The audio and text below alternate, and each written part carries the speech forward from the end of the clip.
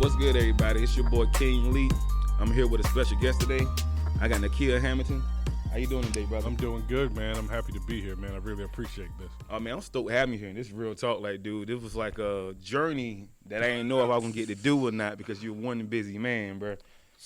Not that busy, man. Not that busy. You gotta make time for people. You know what I mean? So I support you 100% because you support me. So definitely, I'll man. make time.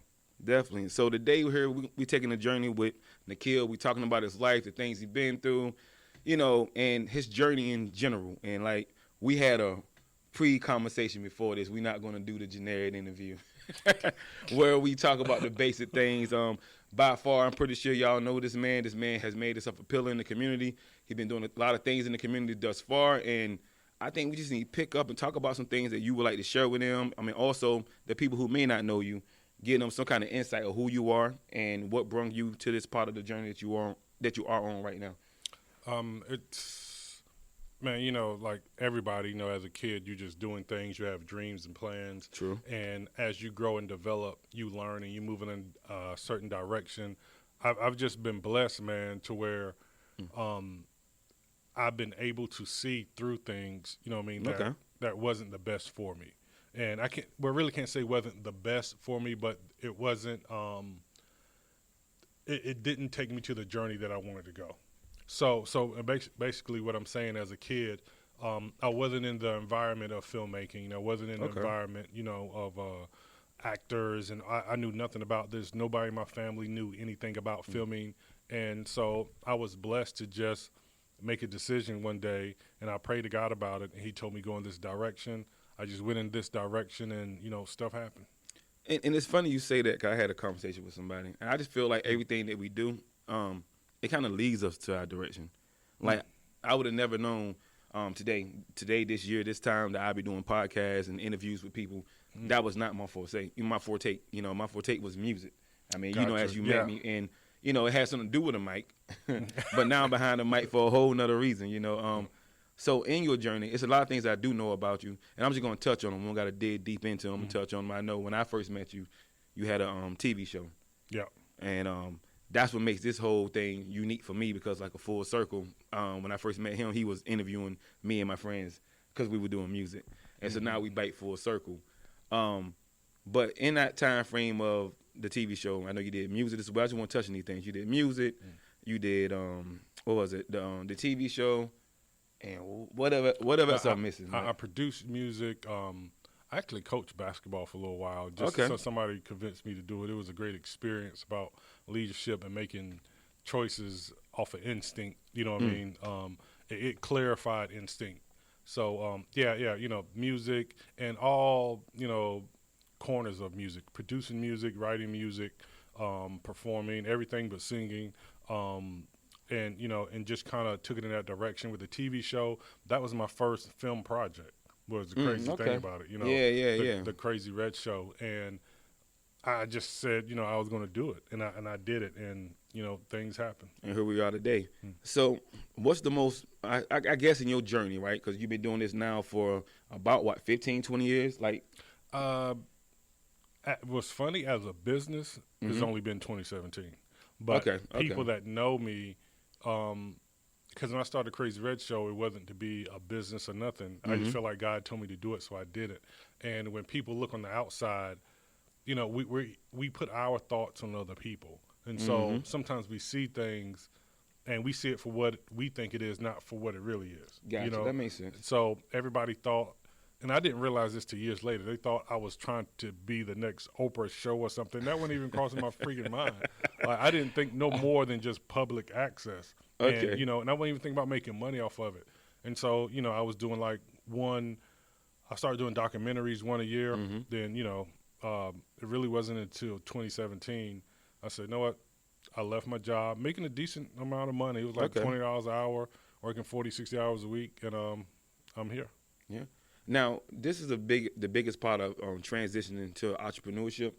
A lot of people don't know how to take that leap, because like a lot of people, like you say, you had a job, you making pretty decent money, and from what I'm hearing from you, took a leap of faith, and you were like, okay, I'm gonna focus 100% on my craft, my my passion project.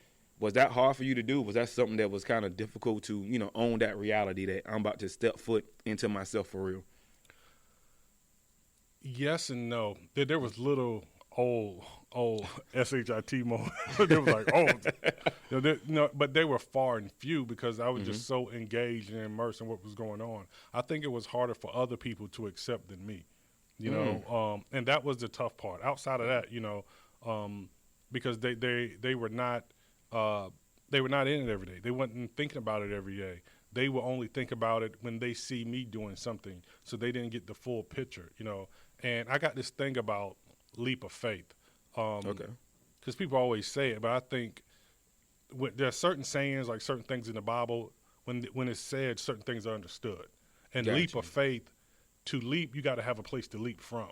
You know what I mean? And a lot of people take a leap of faith and have no place to leap from. By the time I left my job, I had plenty of money. I had enough money saved up to where if I just spent that money on bills and stuff, we'd be completely taken care of for a year. Like, you know what I mean? Okay. So I just, like I gave myself a place to leap from. I just brought new equipment.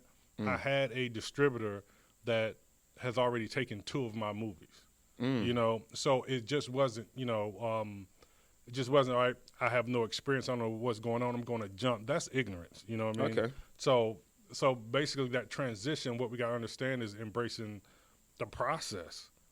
Because it was years of me just making a movie here, making a movie there. Then you have to look back at your past.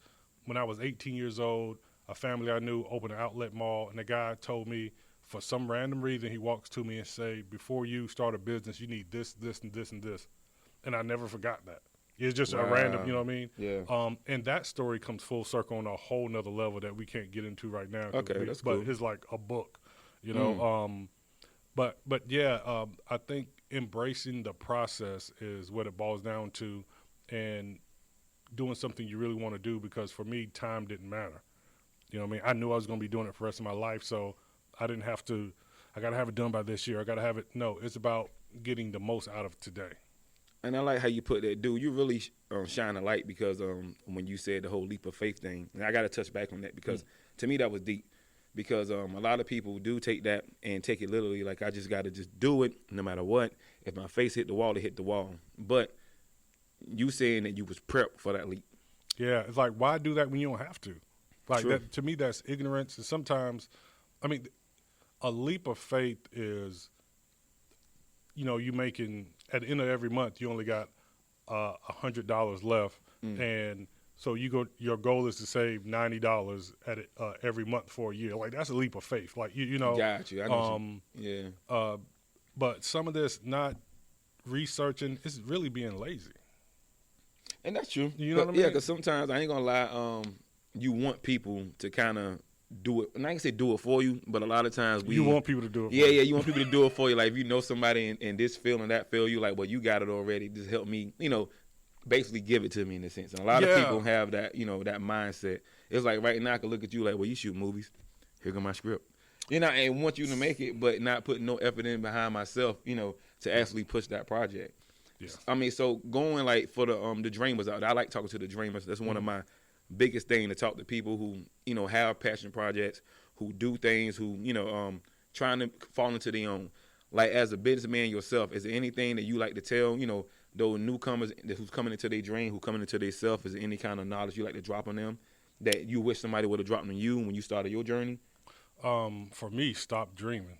Just make plans. Got you. I mean, and that's something I had to realize just this year. Like, stop dreaming, because you can dream too hard, and be caught up in the dream.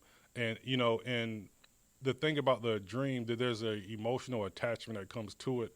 And if we really can't control our emotions, but we can kind of pre-plan for them. Okay. So when we dream all the time, we're in this cloud, and I never forget, these kids worked on this album for 8 months. And they thought the album was going to be crazy because they worked on it 8 months. But that has nothing to do with executing. Yeah, you know what I mean? True. Like, what people like is what people like. There's somebody that can go in there and throw something together and people like it. And so it's all about understanding. It's all about getting knowledge, embracing the process of learning. And it's hard to understand. I don't think it's our fault. It's not a generational thing. I think just through history and people striving to turn people into customers. You know what I mean? The marketing and trying to create the narrative, it created this false perspective, of the process. So because of that, and because of it created so much convenience, we emulate the results. We don't emulate the process. You know what I mean? You know what I'm saying? No, that's deep. No, what you just said is absolutely true. Like it's like the process is lost, but it's like you're looking at the reward. You're looking at the things you achieve after you go through the process, but you're not paying attention to the process. Yeah. That make a lot of sense. And some people don't even go through the process. They just try. And that's the thing about Facebook, man. It's like, in social media in general, people complain about it, but it's not social media. It's the way we think. And we wouldn't, if it wasn't social media, we would think the same way about something else. But the convenience of this stuff has it where I can go up here and pretend I'm something.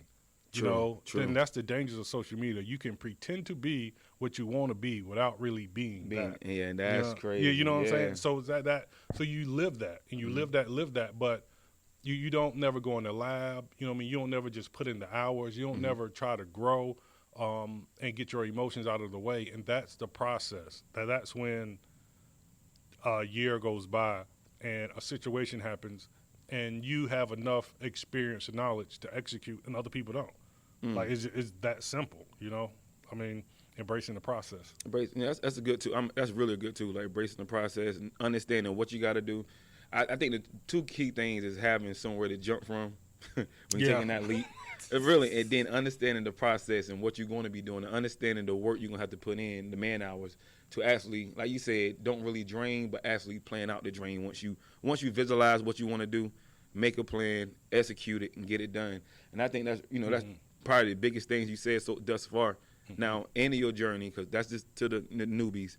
Where are you at today? Like, what do Nakia got for everybody in store? Like, what is something that you're working on or you're thinking about working on, if you can dive into those things?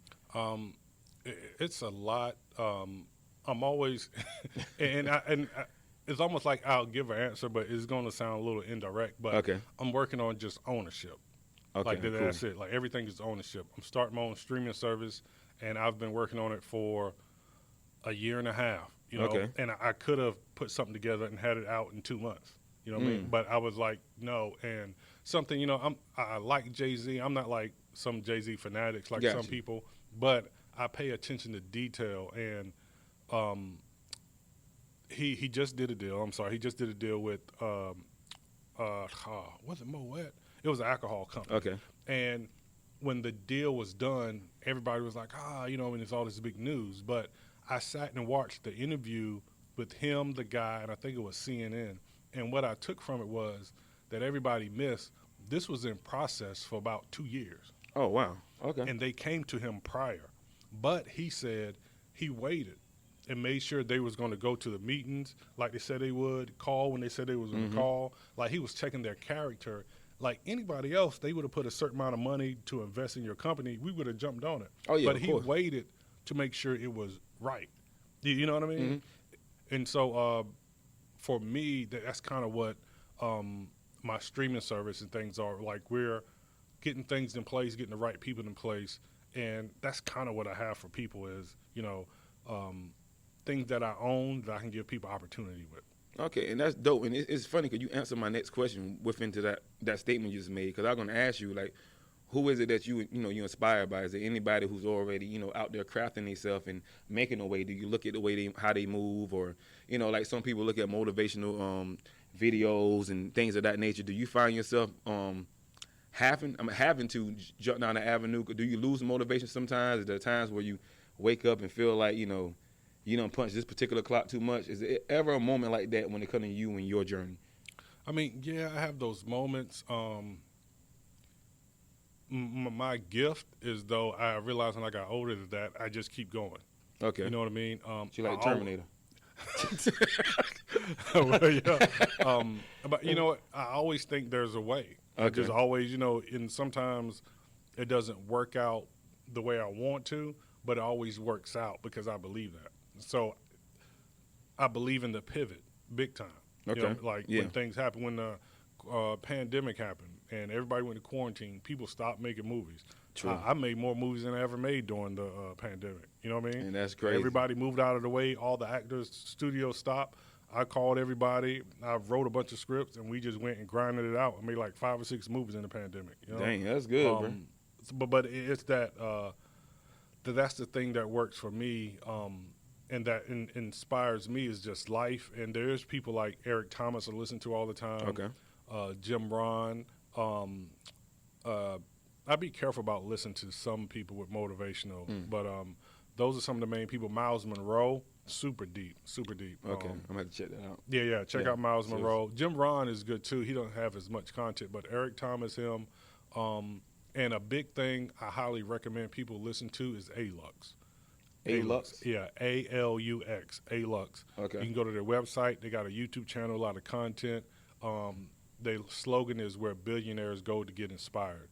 And it's the raw truth of money, finances, and it'll make you look at your life in a linear way outside of your life. I highly recommend that. Okay, definitely check that out, bro. I mean, going in your journey, you said when you do hit those hard times, you do have things you can, motivate yourself with or pick yourself up with.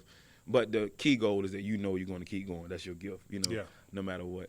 Have you ever had a project with this seemed like it was the hardest project? Like when, and what I mean by that, you kind of regret once you jumped out there and took it on. You know what's funny? No matter what happens, I take it as a learning experience. Yeah. And this one was so much of a learning experience. I almost wish I didn't do it, but I'm glad I did. Okay.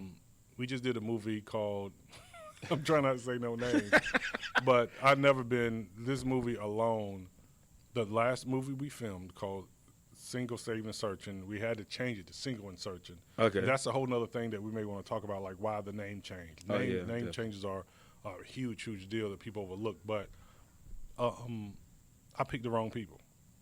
And that was the bottom line. That was the bottom line. Like in the crew, or you mean just like acting wise? The leads. The leads. Got you.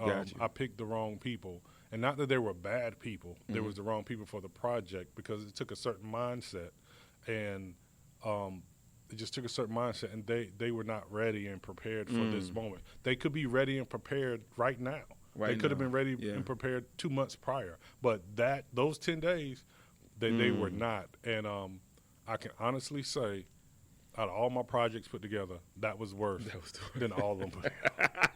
I can honestly say that. How do you? That's the biggest thing, because I'm pretty sure the pool of actors or whatnot and actress, is it huge, or like do you really like handpick, like when you got a script in front of you and you don't work with plenty of people, is it like, do you kind of like handpick the people you want for certain roles, or it's kind of like you throw it out there and whoever bites? How do you pick your?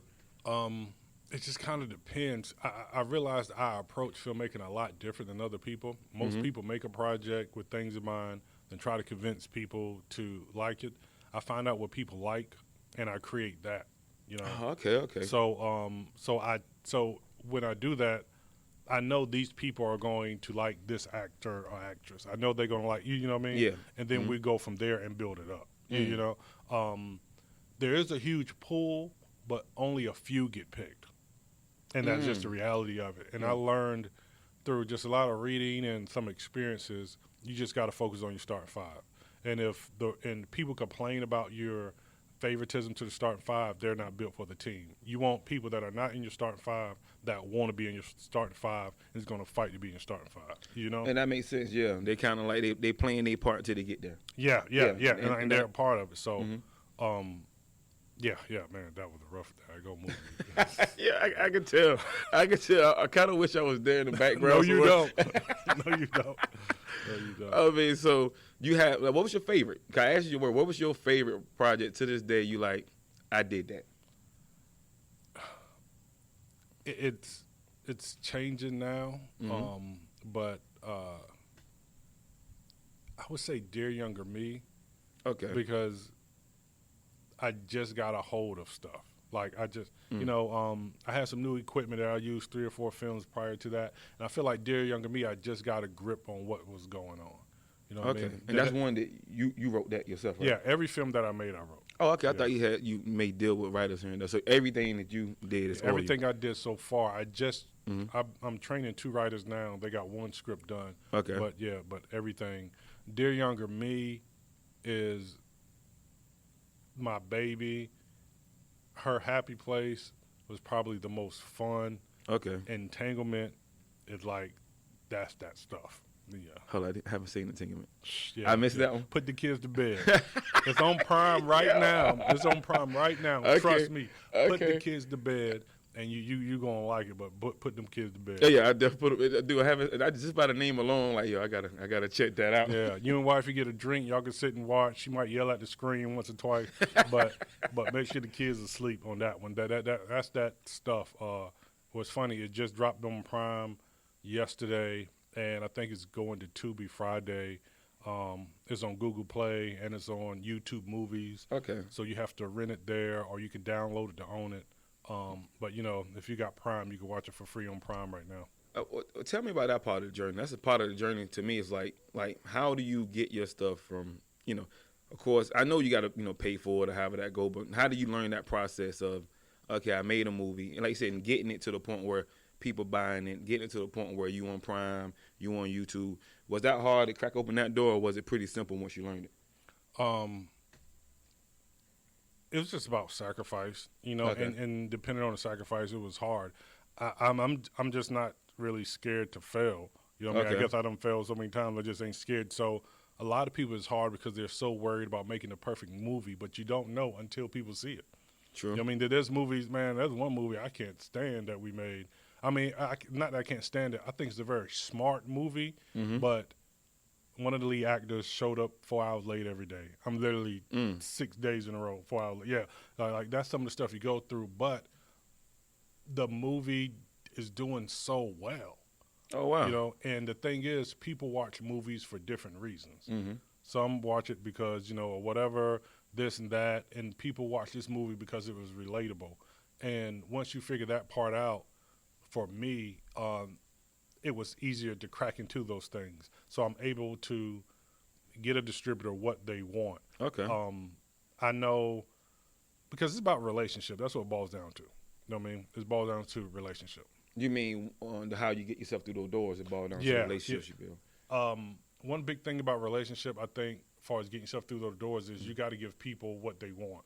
Like a lot of people, I'm trying to keep all the money for my movie, but that's not how it's going to work. Like, you're going to have to make other people money. Money, yeah. You know what I mean? Amazon's not going to take you or pump you up, if you're not making the money. And if you make the money, they'll put you in the starting 5. Okay. You know what I'm saying? Okay, You get extra bit, you know what I mean? We got to pay attention to details. Never forget, man, Michael Phelps got caught smoking weed, and they brushed that stuff off because he was a gold medal winner. You know what I'm saying? Like, he in the starting 5. You know what I'm saying? But if he was somebody we was having problems with losing, you know what I mean, and haven't won nothing yet and get caught in this stuff. Yeah, he would have been gone. Yeah. So that's deep, bro. I mean, like, so my thing is that, like you said, to you, I guess thus far with your journey, it has never been too hard. It's never been too easy.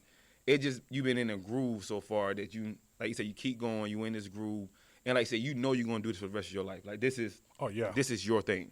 Like, there's no, well, I'm writing books now. Or no, would you write a book? I mean, it'll evolve. Yeah, but it's not like, and I may start like other like businesses. Like, I got some other stuff, just these basic online businesses that I'm thinking about starting. But this is it. You know what I mean? It will evolve around. Everything will be birthed out of Live Life Entertainment, some form, somehow, and grow from there. But yeah, I'm not stopping filming and going making leather footballs that glow in the dark or something crazy. Hey man, I think that's a good idea. Night football. Nah, bro. But like, okay, I'm trying to think what I asked you so far. I know I asked you a couple of things. What else do you want to talk about? Like, I'm gonna give you the chance to talk about some things that you want to talk about. Like free baller here, man. Because I know I want my people to know you like I know you, and I want them to understand everything that you got, the offering got to give, which I think we covered a good bit of that. But give them an insight of you and an insight of who you surround yourself with, because that's another important thing too.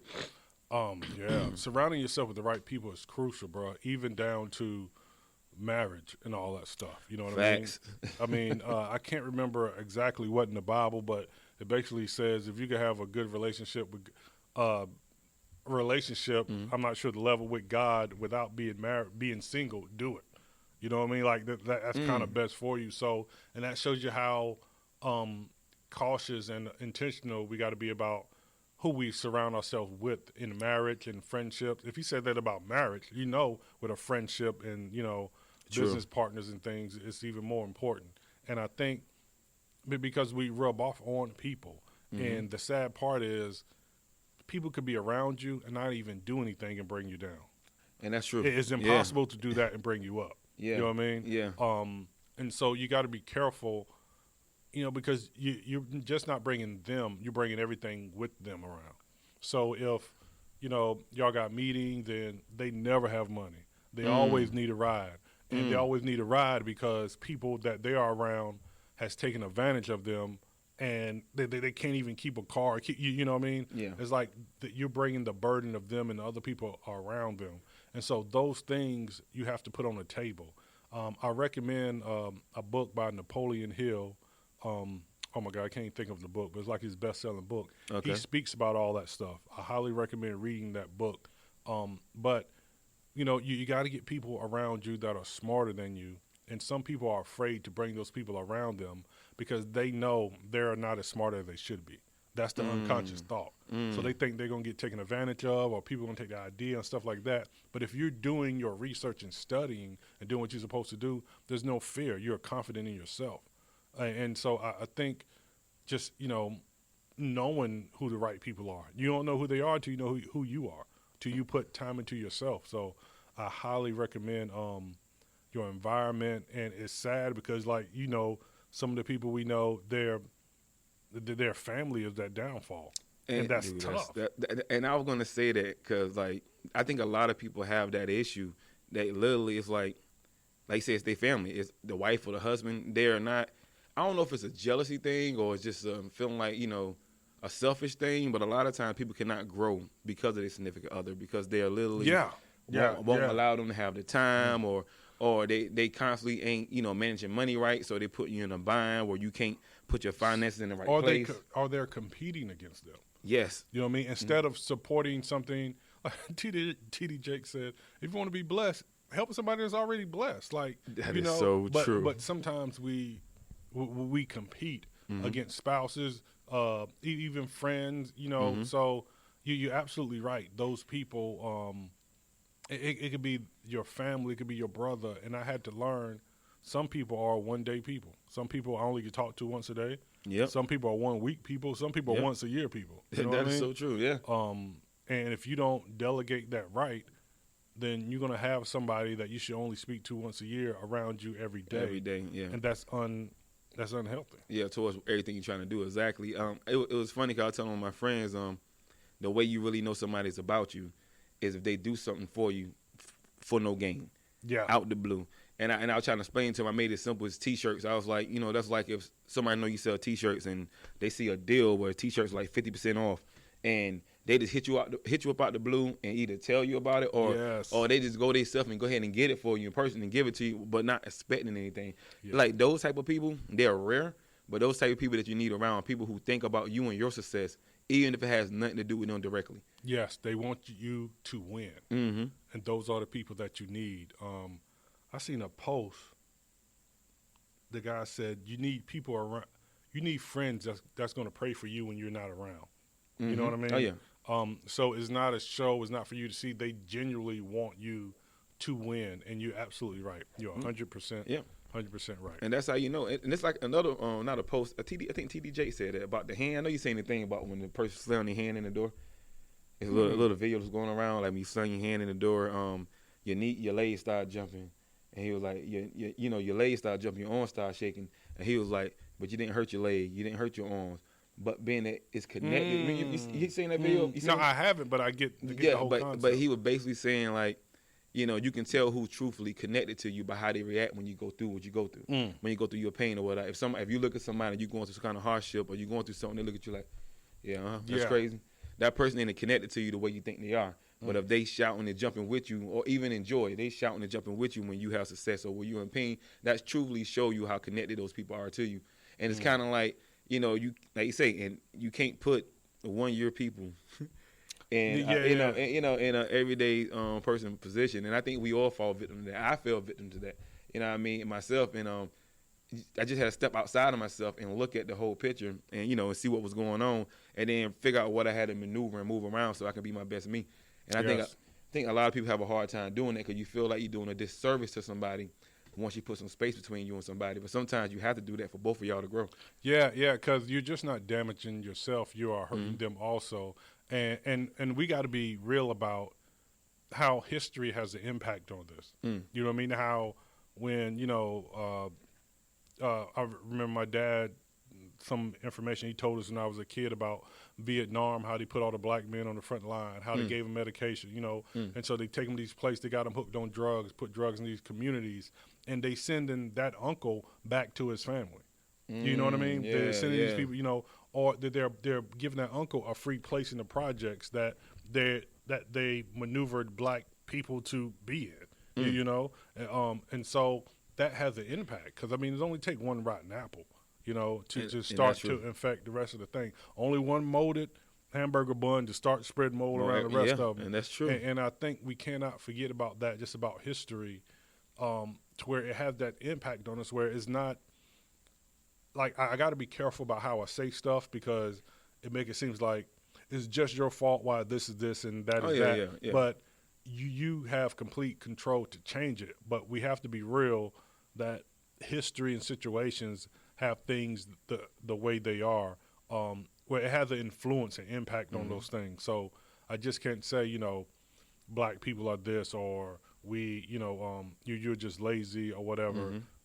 Through history, through what we watch, through how they control movies and television. Oh, yeah, you know that's a big impact right there. there. Yeah, all this stuff has an impact. But it's about understanding these things and maneuvering through this stuff, not just indulging in it and accepting what it is.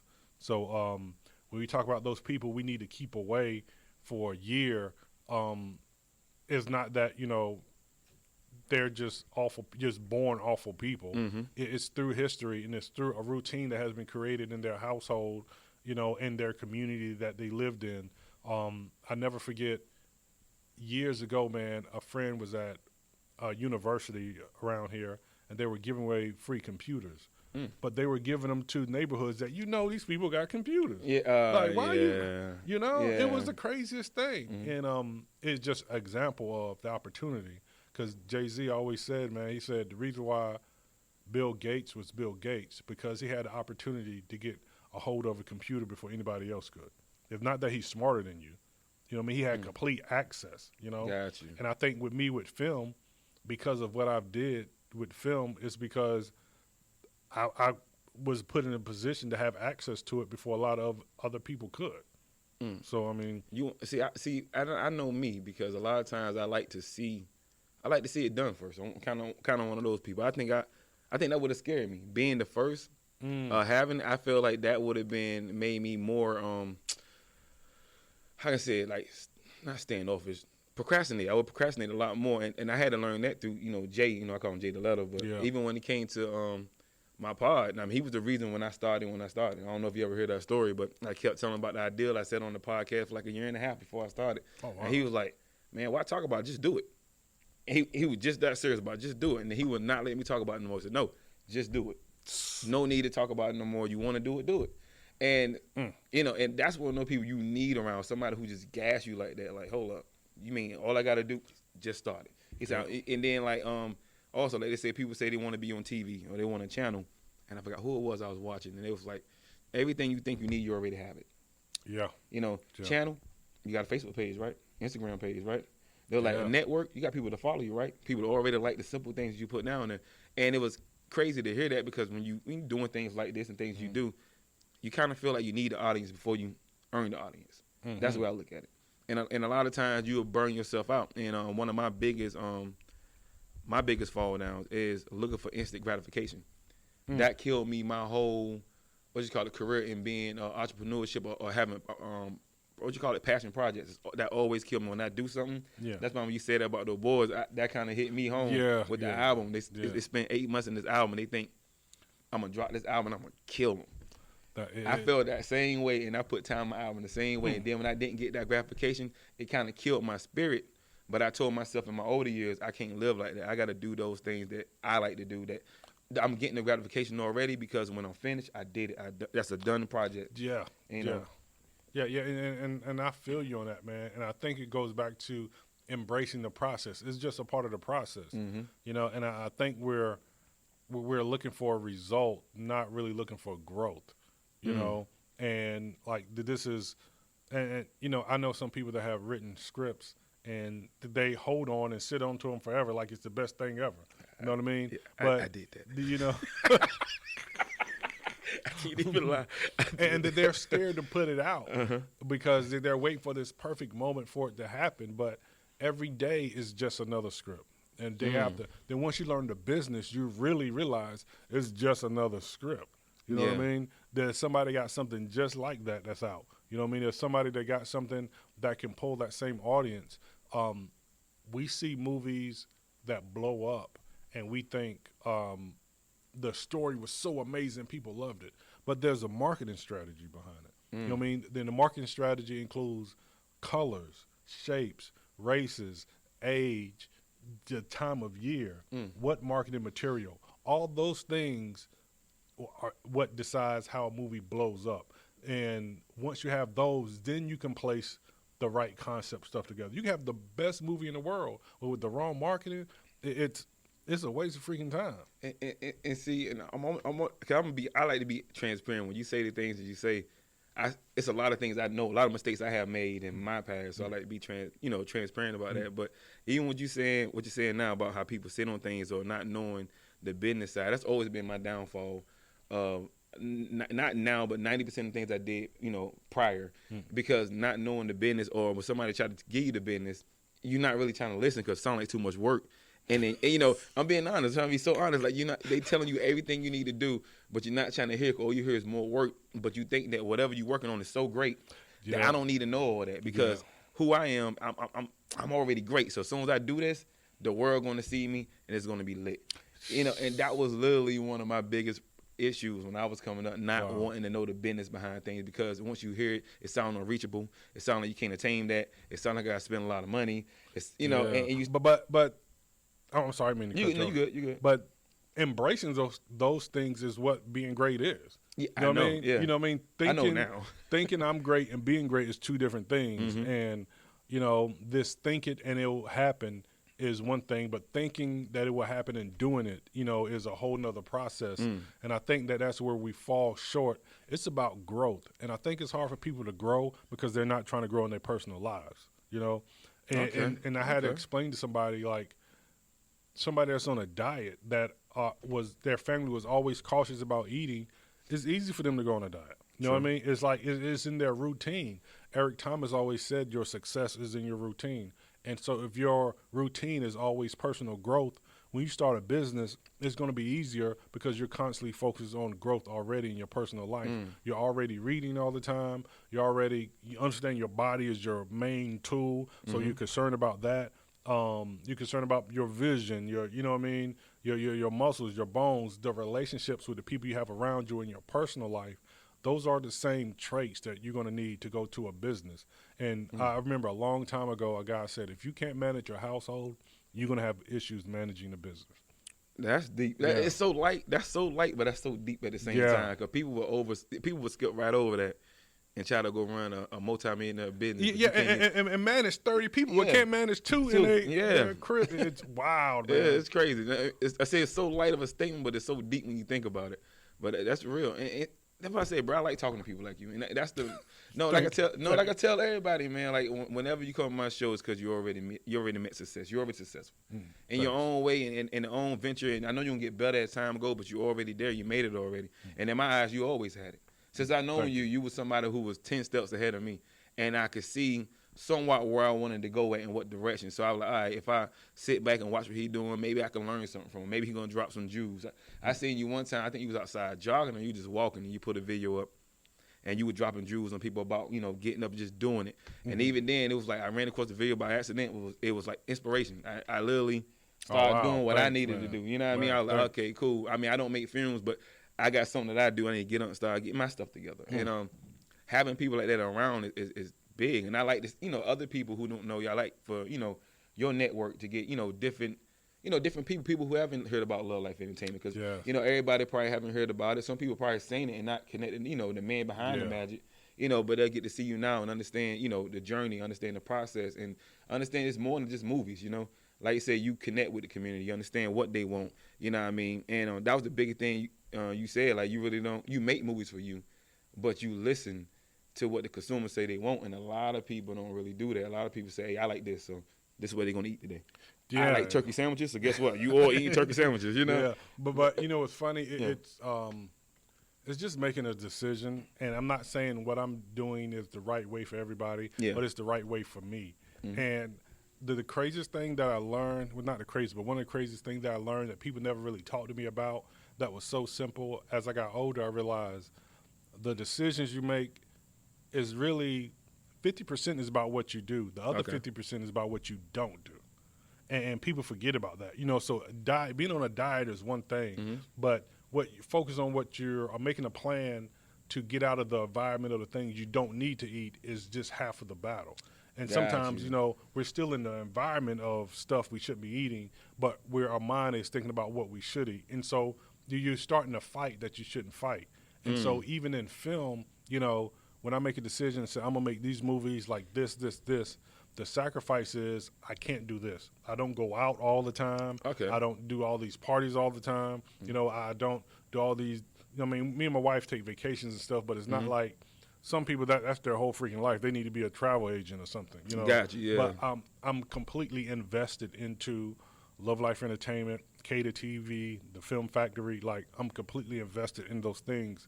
And in order to be completely invested, you have to have a clear understanding of that 50% you got to do, but even more of an understanding to get away from the 50% you don't or shouldn't be doing.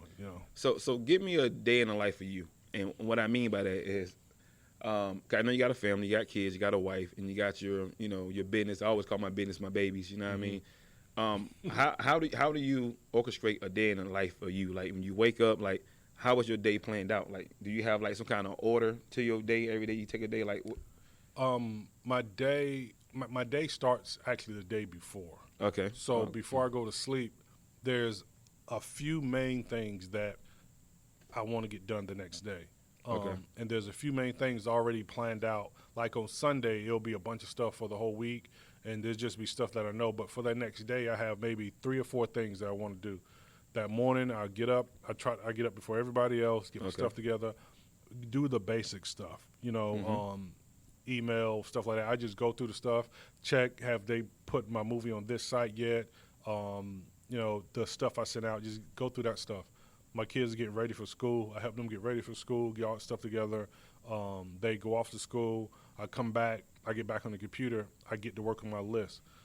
My problem is I usually don't take breaks. And so I had to stop and start taking breaks like the last couple of years just to clear my mind. When the kids get back from school, I'm pretty much with them, with my wife. Then once they go to bed, I try to squeeze a quick hour in. Then I'll be chilling with my wife rest of the night. Certain nights, my wife I'm gonna be in there till 12, 1 o'clock. Gotcha. The goal is getting up early in the morning was probably the biggest thing that changed my life. Getting up 4 o'clock, 4:30, because I'm fresh, I'm going. Then by the time 7, 8 o'clock hit, because I was so fresh and so full of energy and prepared and just quiet, I was able to get almost like a day's worth of work done. Seriously? So just for real. And so I'll just get laser focused. Then the alarm go off because the kids getting ready for school. And then once they leave, then I could do all this other stuff where I may have to drive somewhere, pick something up, and all that stuff like that. But that was the biggest thing. And so before I left my job, and this is something people need to hear, man, I was working 12-hour shifts 5 days a week. Facts. So I would get up at 4:30, 4 o'clock, and try to spend some time with God. Then I would put in about 2 hours of work, then get ready to go to work by 7. Go to work for 12 hours, get home, spend a little bit of time with the kids, wife, squeeze 1 hour in, then I'll go to bed, me and my wife talk, watch movies, whatever. Then next morning start over. I did that for 5 years. That's crazy, man. For 5 years. Yeah. And see, what happened was I found out that people wasn't putting in the time they should have put in. And so even working a 12-hour job, we was together, if they was in front of me, they wasn't far. Mm-hmm. When I left my job, I was doing the same thing, but now I got basically 8 to 12 hours to put in extra work on top of what I was doing. Mm. So then it was like, boom. When I look back, I was like, darn, man, I had, at one point I had like 50 outlines for scripts, and I think I had like 10 or 11 written, just sitting there. You know what I mean? Mm-hmm. And it's just from every day, the extra hour every day. And over time, boom, boom, boom. And that's the hard thing, balance, because I know a lot of people don't know how to, properly balance all the things that they need to do, within their life. And a lot of successful people always say you wake up early. Mm-hmm. You beat everybody else up, you get up early. And like I'm kind of like you. Like I work like sometimes 10, sometimes 12 hours. I drive. Mm-hmm. But I'm up early regardless. I go to work 2 o'clock in the morning. So gotta be up at 1. Gotta be up at 1 something to go to work. But it's the same thing. I know with me, I try to be fair when it comes down to my family. I do the same thing. Yeah. That's why I asked you that question. I try to know that when I get home, I can't stay stuck in my programs, 24/7 or trying to land, different shows or interviews or, dealing with the arts and graphics. You can't do that 24/7. So I was wondering, because what you're doing is, like, you're doing a lot more now. You managing people on top of writing scripts, on top of this. I was like, dang, how do you live your day-to-day? 'Cause I know how mine is. So I was only, curious, like, how do you manage that, Being efficient is very important, and not wasting time. I love my script writing program because it tells me in the corner, linear, like, by the second, how much time I spent writing, how much time I spent thinking. And sometimes I could feel like, man, I got a lot done, and I look like, what in the world, So it changed the way I worked, being very cautious of that, to really use that hour, to really use those 2 hours. And I had a problem, and some of it was a little anxiety and stuff like that, but if I didn't get all my work done, it was hard to completely focus with my family. If I didn't do what I was supposed to do with my family, it was hard to completely focus on my work. So I had to set it up where I wasn't wasting time. Instead of having 10 things to do that day, only had 3. You know what I mean? Okay. And I nailed those 3, so I'm done. I'm good. So that feeling isn't like that, like that anymore. But, yeah, it's that balance. And I had to remember the sacrifice is for them. They're not the sacrifice, And so I implemented them into it. Like my youngest boy, he does some acting. My daughter does some PA stuff. When I write up stuff and send stuff out, my wife looks over it, and really got them involved. And my goal is to get them involved a lot more. But I think that's part of it to help you balance it out. Man, that's big, bro. I'm still, like, you talking, and I hear you, but I'm still stuck on what you just said. Like, the sacrifices for them, they are not the sacrifice. Yeah. I like that because that's real, because sometimes you can get lost in that. You be like, yo, you give me some time, watch y'all move. I'm trying to do this for us, and not realizing that you sacrificing your family, quote unquote, to try to help your family. Like, you making them suffer through this process, and that was dope. But I like that. I'm gonna have to put that in my life. But finding you spoke about balance, which is huge, and a pastor told me a long time ago. Sometimes balance is not 1 hour here, 1 hour there. Sometimes balance is you go work on this for a week. Then you come back and you work on this for, what I mean? Because some things require more time than others. That's true. So, even with eating, what I mean, or something we say, like, not every other hour. This requires this much time. This requires this much time. That's balance, not trying to even out what it is. I feel you. So I implemented my kids and my family into it to create that balance. You know what I'm saying? Yeah, that makes sense. Yeah, you made them a part of the process versus leaving them on the outside. Yeah, and finding something they enjoy and something I enjoy to make it a little bit easier. And see, the same thing here I'm thinking about, and I ain't thinking about, I know I'm gonna do it, because like I said, you don't need to think about it, like Jay said. But I'm gonna start a part with my little ones, my kids. I'm gonna let them have their own little show or whatnot.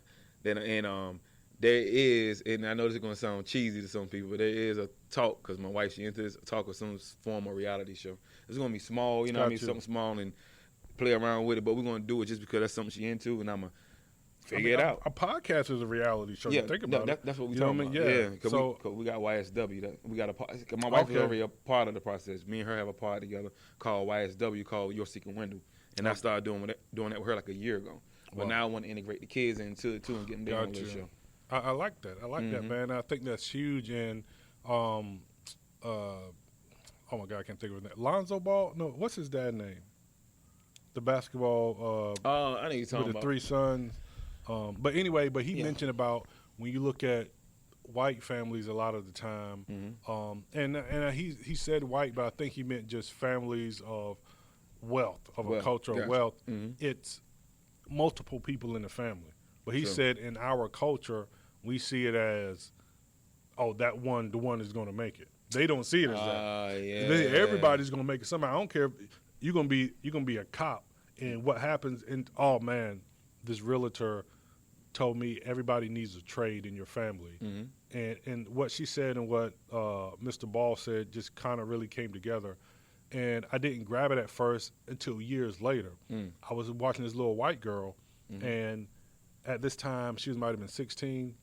She was able to go, if she wanted to, get more money from her immediate family than I probably could get from everybody that came to my wedding put together. About 2 or 3 people. That's crazy, yeah. And it created opportunity for her because everybody has some form of a trade.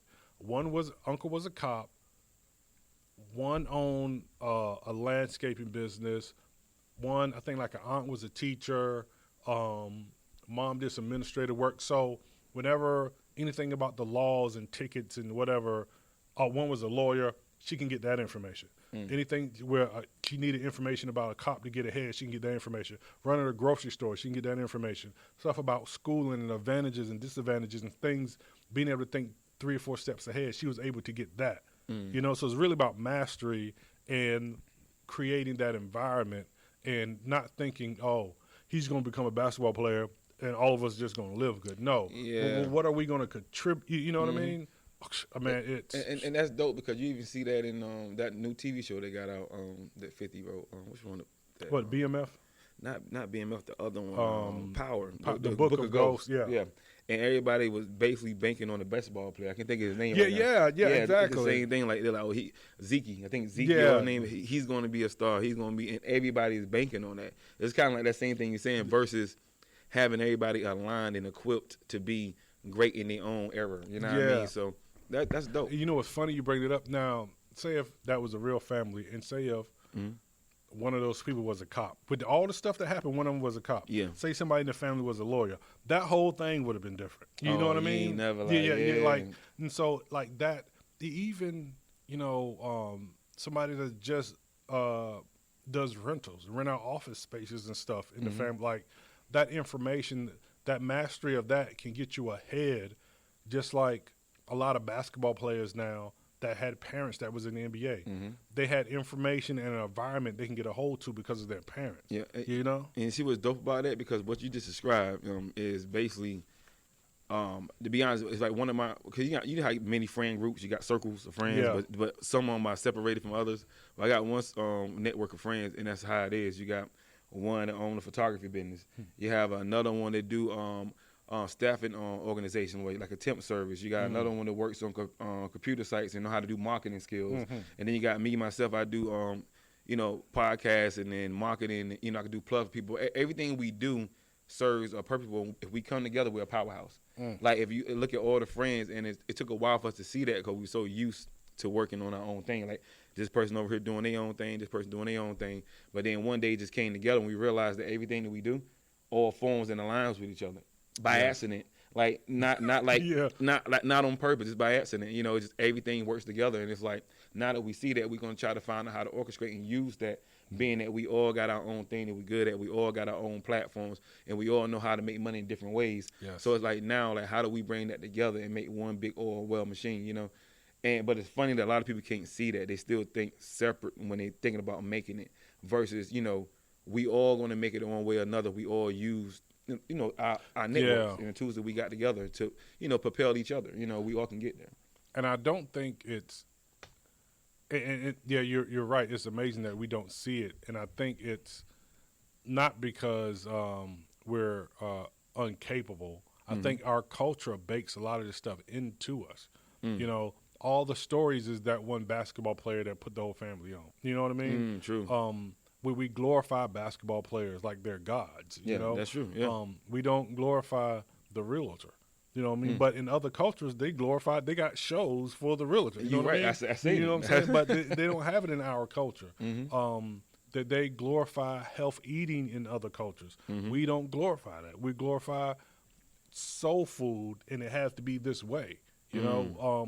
And so I think it's not like a lot of the stuff with the younger generation, our generation, older generation, I think is not it's not like we're incapable or we just weren't able to do it. It's like you put a smart person in the room and you surround him with a bunch of junk. He's going to make the best out of the junk that you gave him. You know? Facts. Yeah. And so as knowing this and understanding this, we have to do these things. You know, I have to get my son into acting. You know, he has to do more than just play basketball. Facts. You know, he has to understand that exercise is important. You know what I mean? You have to be cautious of, yeah, you can like sweets, but sweets is one of them things like certain people. You only need that once a month. But, you know, like for real. Yeah, true. So I think it's just discipline and creating habits. And when you create those habits, when they're older, they don't think about it. And it's funny you say that because same thing with my son. He played football, but I'll tell him you can't just play football. You got to learn how to play piano too. Yeah. You know what I mean? Just giving that, you know, they said something different. I'm not just going to stick you over here because you think you're good at it. And like I said, even with the pod, like that's going to happen. Like they're going to start their own pod, and it's like it's a family. This is what we do. You know what I mean? Or even football. Learn how to write football plays. Learn how to. There's like physicians and stuff like those are people that be around forever. The football player plays a few years. You're right. The doctor, he's been. I mean, back since the. You know what I mean? Yeah, he worked on every player on his team. Yeah, and I think just that mindset, but we just. A little bit of insecurity, you know, and self, a lack of accountability for loving ourselves has a big deal to do with it, because we'll chase attention. Attention, yeah. You know, instead of like true success and true accountability, we'll chase that. And I'm sorry, go ahead. No, you good. No, I feel like you said a little bit of insecurity. I really feel like it's a lot of insecurity. I was being a little nice. Yeah. I think it's a lot. You're right. Yeah, because I think what happens is like a lot of people won't do things just because they feel like they're gonna be laughed at. They won't like you said. They can have the backing like you said, and they can take the leap of faith because they have something to leap off of, and they still won't do it because they worrying about how people are gonna perceive them, what they're gonna say, what they're gonna think about it. Are they gonna make fun of me? I know people right now that actually have projects that they do, but you'll never see them post about it on social media. What? Yeah, you'll never see them tell somebody, hey, go check this out, because they don't want to get rejected. So for the sake of not being rejected, they got a small network of people that know what they're doing, but you'll never see them advertise themselves.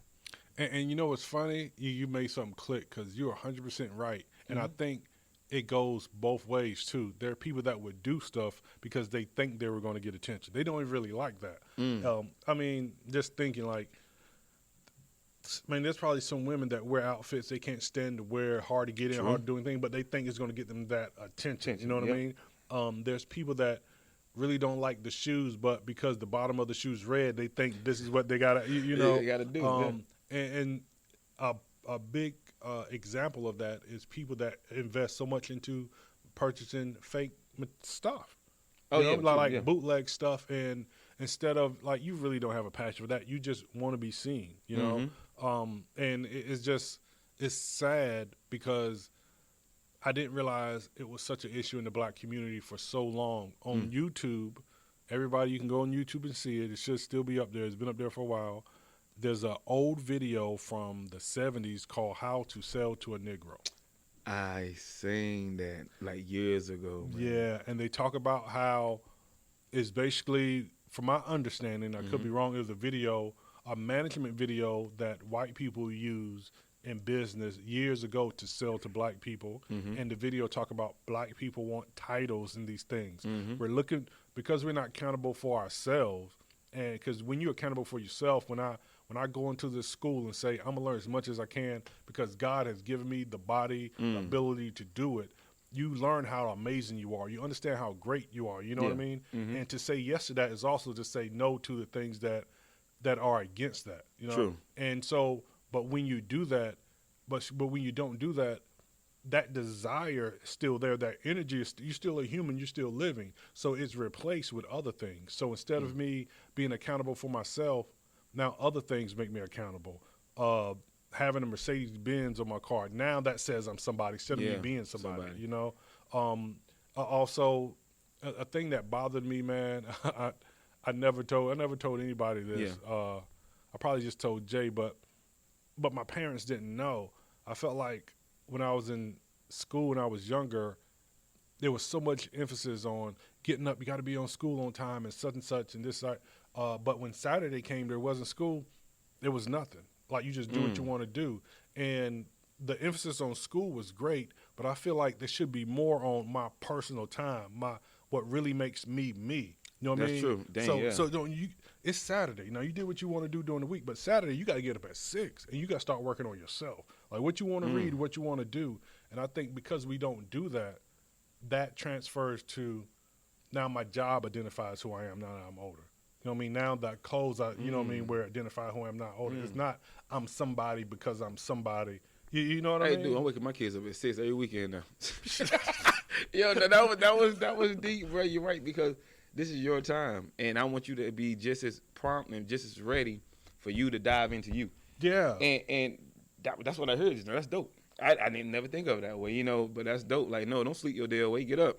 Yeah, this is really when this is not the lazy day, and the only reason why we're doing this stuff for other people so we can have all the opportunity to work on ourselves. True. But we give all that energy to other people's businesses, and which is fine because you need that to learn how to run a business. Yeah. Mm-hmm. But when it comes to time for ourselves, we just like we smoke, drink, party, blow the money. It's like, dude, it's so real. 'Cause even back to that thing you talking about how to sell to a nigga, I really feel like it played on insecurities.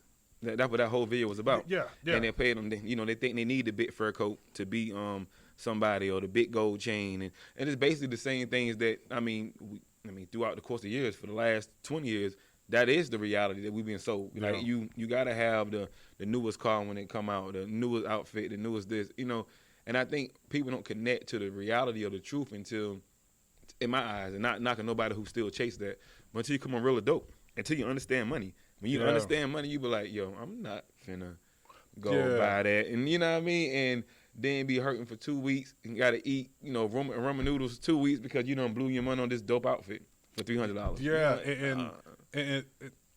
and getting to that point is a bigger accomplishment than I think we think it is, because I don't, you know, like I was saying before, I don't think we're just born like that. I think if you've been through, your ancestors been through slavery for 400 years, it's hard to go through slavery and believe you're somebody. It's hard to look at these other people that have the right to vote, can walk down the sidewalk, can look to say stuff to people, and you can't, and feel that you are somebody. Yeah, that's and true. this goes down to kids and children. So when you do this, you create habits from this. So those habits do what? You pass those habits down to your children. It's just like a virus or something, you know? It starts here, then it travels and travels and travels. And so it's hard for that fruit to not be infected, or those people to not be infected when it's passed down. And I think we got to remember it's about understanding that, then reacting and making the right choices, not thinking this is just how we are. No, it's not. No, we were put in slavery for years, told we were not nothing, giving nothing, not giving rights, and still to this day we are treated like that. Somebody can put their knee on somebody and kill them on national TV, and they can play the video on national TV, and people act like nothing should be done to this person. It's hard to go through life and really believe you are important. You know what I mean? So I think you're absolutely right about getting an understanding of money and all these different things work, how they work, but be real with yourself. Don't get down on yourself like, I ain't nobody. I feel so many black people out here say like, yo, well, we just here to do this. And no. Somebody wanted you to think like that. That has nothing to do. That's why when they say history, they only say American history. They don't say black history, because they say black history, they have to go back to Africa when you were a king, when they were a queen, you know what I mean? But they don't want you to know that part, you know? So, but that's a whole nother. It is, but it's deep. And that's my thing. Like, how do you, because I know some people feel like they got to achieve certain things or have certain things to be somebody. And that is the tricky part. Like, you know, you can wake up one day and feel like you got the bare minimum and be like, man, I'm screwing this thing called life up. I ain't nobody. It's so easy to fall in that dark place. You know, it's truthfully a dark place, no matter how nobody look at it. That's why I feel like everybody need to have, like you said, dive into themselves and find out, you know, who God wants you to be. What is your purpose? Like, why am I here? And it's funny because if I find I'm here to bake cakes, and that's something so simple, right? Yeah. But if I find out that's why I'm here and I realize that's my calling, I'm going to be happy in that corner of my world because I'm doing what I was called to do. I'm doing what I was led to do, and it makes me happy. And I'm sorry, but you got to grow too. Yeah, it's hard to be happy in the field and you're not growing. And not growing. That's true. Yeah. And you got to grow in that. But I feel like once you do turn your focus and turn your light on to what you're supposed to be doing, I feel like you will grow because you are dedicating the right amount of time to that. And I say that all the time on all my little small videos. We all have lights, and all our lights shine different. You know, yours may be brighter than mine. Mine's may be brighter than yours. Like you know what I mean? But we got to shine those lights. We can't let nobody dim them, turn them out. We got to be who we meant to be, and, and be happy in it. And then understand, under that light, other things will grow. And that's where I feel like if, for your sons, they watching you. They see everything you do. They probably see your ups and downs. They see the things that other people won't see. They probably see you scratch your head out of aggravation, and get mad, probably swing at the wall, Yeah. But they see you come out of that. And those are, jewels that, those are priceless. You know what I mean? Because they get to see it work. They see the gears grinding. They see how you maneuver through things. And I feel like that's why I say people got to put themselves around the right people. That go full circle. I was at the barbershop today and we're having a conversation about that, but in female and kids aspect, when female date people, that's not good for their kids. Because you bring the wrong person around your kid, they're going to learn and pick up from that. Yeah. And that goes right along with rubbing elbows with the right people, being around the right people. Like your kid's going to learn a lot from you and your wife. They're going to see how y'all interact with each other, how y'all help each other build. Those be tools they can take in their adult life. People that you work with, they see you having a dream. It may be like 10 people under you that have their own individual dreams that may have nothing to do with what they're doing now. But they may be inspired by the journey you taking and seeing that, hey man, this dude started here and now he's he's here. And that's how it is for me and you. I watched you from the Crazy Red Show, because that's where my journey started with you. Gotcha. And from there, it was Take Back Ministry, and you was a part of that. I just ran across the pictures.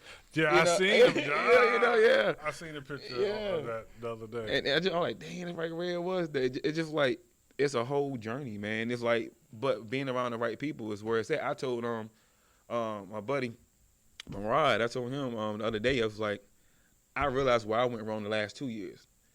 Yes, and I didn't word it like this because you just gave me the wording now.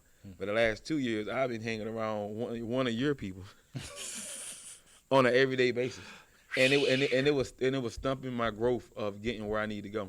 And it was crazy because it took me to actually stop feeling like I was gonna be selfish if I this is myself. Stop feeling like I was wrong for thinking about me first, and I really had to be like, all right, look. This is what you got to do. You can no longer allow yourself to hold yourself back because it ain't their fault. Yeah. But once you recognize it, it's on you. Yeah. You know it's not like they're trying to hold you down. Yeah, So once you recognize it, that's literally on you to do something about it. And I think that's the hardest thing when you see something you got to check and put in order. Sometimes you got to just do it and not wait. You know what I mean? But that's why I said that's another big key point I'm gonna take from this. Those once a year people, like, that is real. And I think it's fun to interview, but it's like a pod/interview because we podding more than we're doing an interview. But it's like, all that stuff you're saying is dope, man. Like, surround yourself with good people. One bad apple. Even it's funny because you came right back on the bad fruit thing when you talking about us as a culture, us as a people. Yeah.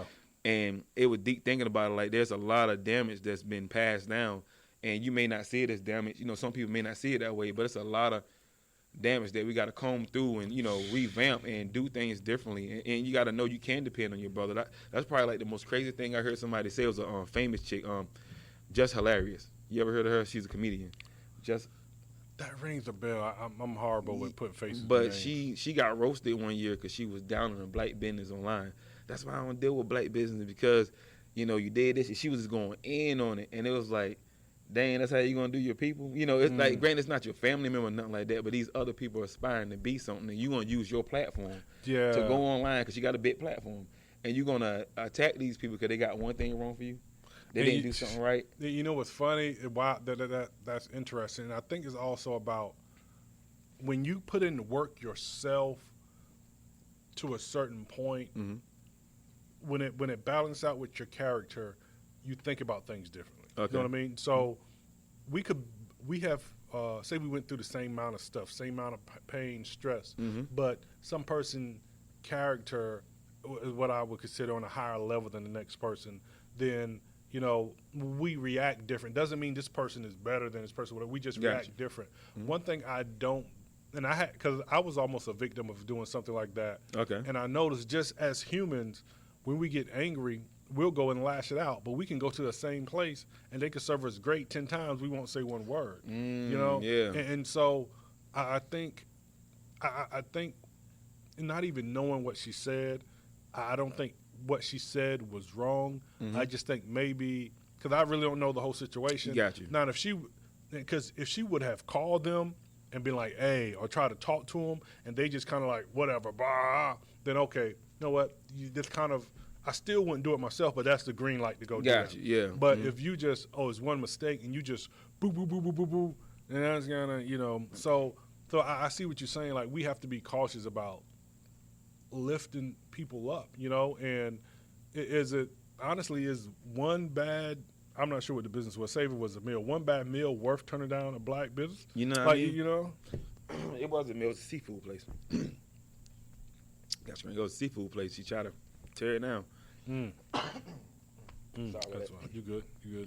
Yeah, man. Like I said, it's one of those things where I'm for the people. You for the people. We've been talking for a while.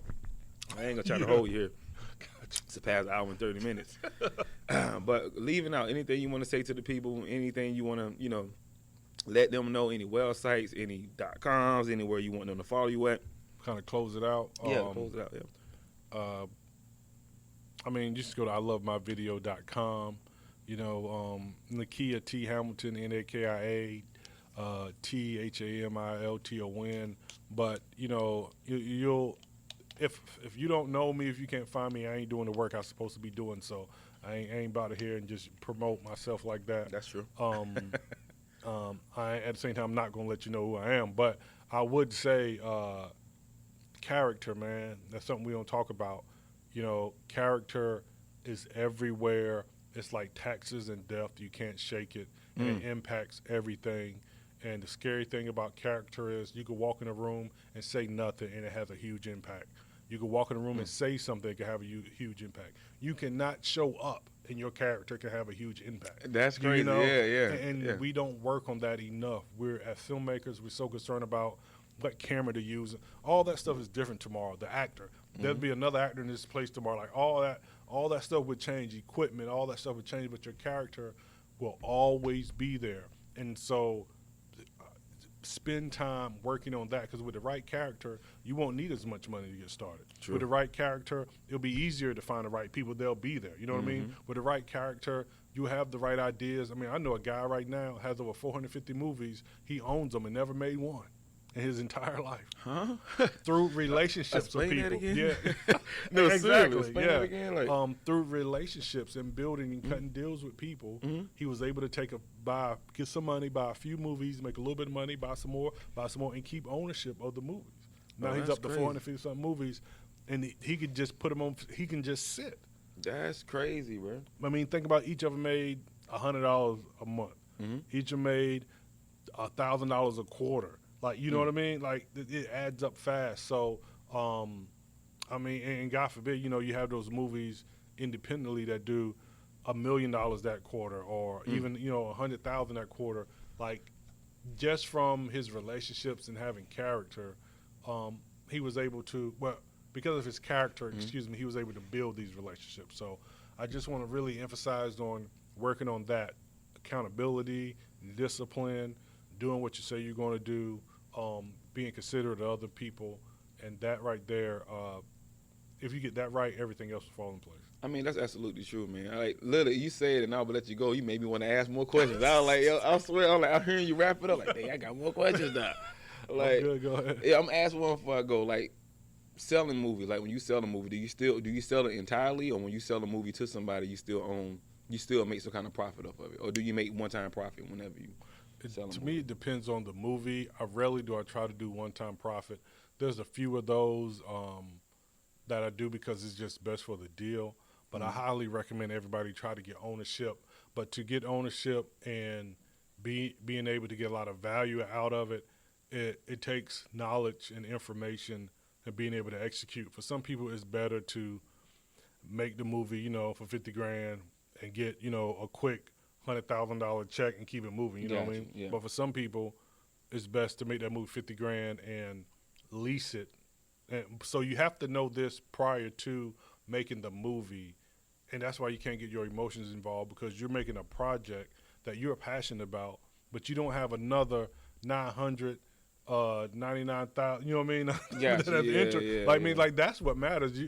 Honestly, there's a few movies I made that to me I can't even watch, but on paper it was a freaking amazing deal. You know what I mean? Gotcha. And so, because to me it's a business, I had to get my emotions out of the way.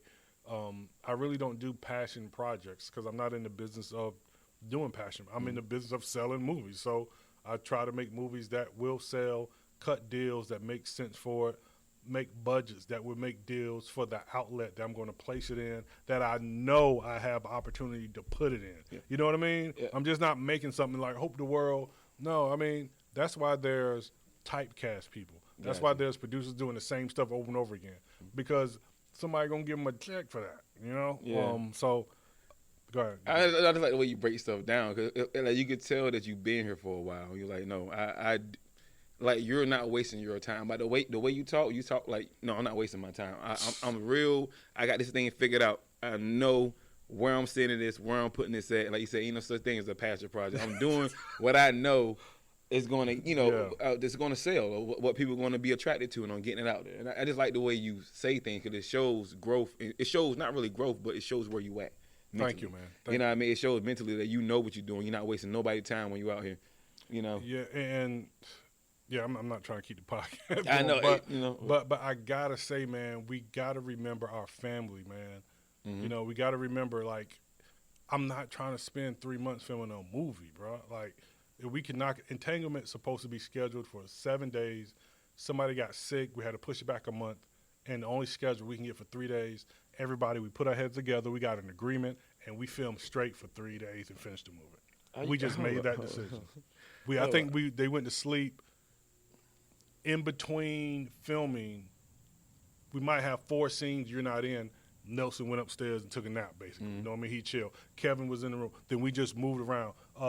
Bird was doing her thing. She got up 3 o'clock in the morning. Like, we just made up our mind that we're going to knock this out and get this over with, because we could be spending this time with our families. This is a business. We want to laugh and chill with each other. We'll go get some money and go down to the bar downtown and do that. Right. This is work. And when you have that morale with a group of people, you can take a 7-8 day movie and do it in 3 days. Dude, I'm still bugging that you saying you do it in days. Like, I'm still bugging about that aspect. You talking about 3 days, you talking about 7 to 10 days. Like, it literally take that. Bro, ask Jay. There's been times where we filmed. The first time we really did it was Dear Younger Me, and Jay was like, you realize the sun is coming back up again. When we came there, the sun wasn't up, and the sun went up, went down. We're still filming. The sun came back up when we started packing up. Oh, that's crazy. He was like, bro, you realize the sun is coming up again? I was like, what? And my adrenaline and body was moving so much, we left at like 5:45. I got to the crib. I woke back up at like 9 something. Felt like I didn't do nothing, because I was just like crazy. Yeah. Just like, so, like, just ready. Like, let's get this knocked out. Brad took a nap, got up, did his part. You just create that morale and schedule people around. I wouldn't keep an actor that long, so that's why they went, took a nap, did a thing, came back. You come in, film your part, you can go home. But me and Jay have to keep this train running. So it's just making a decision, get it done, and once you realize, I could be spending this time with my family. My wife ain't gonna be like, a passion project. What you talking about, a passion project? No, you better go to work, get that money, bring your tail back to the house. Yeah, so seriously. Oh man, I like that, bro. I didn't know you can shoot. And how long of a movie is that? Is like in days, like an hour and change, or it kind of depends on the movie. So Entanglement is 3 days. I think Entanglement like an hour and 20 minutes. Okay, somewhere there. Legally, most films now, like, it changes, but I think it has to be 70 minutes long. Okay. But, I want more than that on certain movies, because if I'm going straight to AVOD, the longer the movie and I got people wrapped up in it, the more money I can make. Okay, got you. Oh, that's dope, bro. But like you said, we're gonna keep talking. I swear we is. Yeah, we're gonna be here forever, man. Hey, look, man, this is your boy King Lee, man. This is Bridging the Gap. Today we have a special guest, like I said, Nakia Hamilton in the building, man.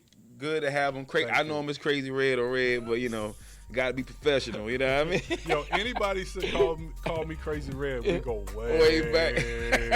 I'm telling you, man. But thanks for coming today, man. I enjoyed this time, man. I enjoyed it. Thank you, bro. I really enjoyed it, man. This was a good interview, good podding, man. And I really enjoyed it. Sometimes it's not as fun, but this was fun. Man. Yeah, definitely fun, bro. And entertaining, and not entertaining, informative. You gave me a lot of stuff I need to take home and apply in real life. But anyway, people, we'll see y'all next time. Peace.